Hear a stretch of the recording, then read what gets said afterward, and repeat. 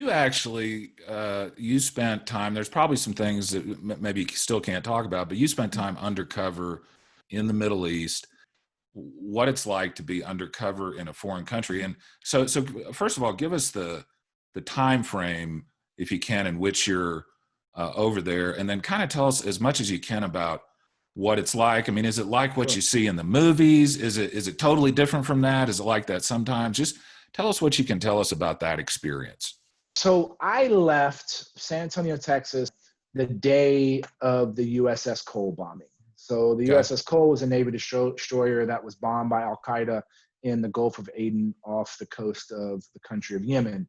And then my career ended. That was October of 2000.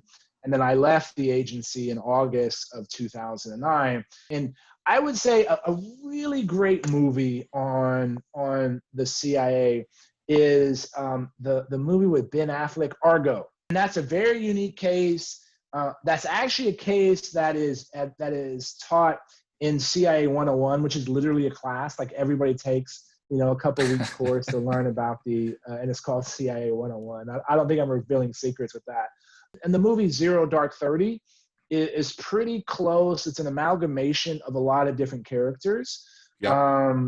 about some of the work. But the National Clandestine Service, the folks like me and the guys and gals like me that were to collect intelligence, we are the collectors of last resort. So if you can't get a piece of information the other way, through diplomacy, through signals intelligence, taking something out of the sky, through imagery intelligence, then you go to the CIA because human intelligence, humans, is the hardest and the most expensive way of collecting intelligence. And part of the job is you have people that are sharing intelligence with you, and it's protecting them. And my number one job is to make sure a lot of movies get this part wrong. My most important job was to protect the life of the individual that's sharing information with me and that Interesting. individual's family. And Interesting. a lot of these movies try to act like those relationships are throwaway. No. And so you protect those folks.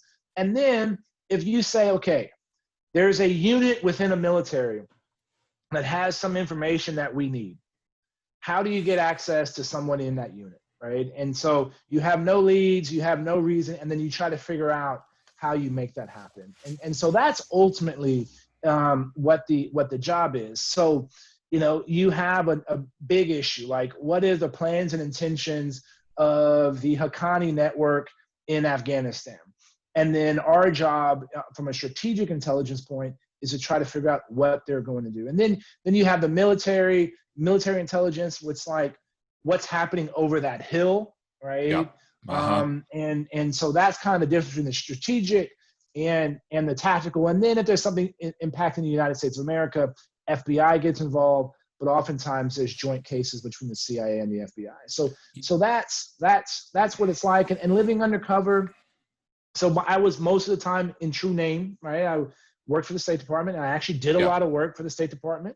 But then there was times that I was traveling in alias, wasn't connected to the government, and that's a little trickier, especially when you run into people that know you in true name, but you might be an alias. And Yeah.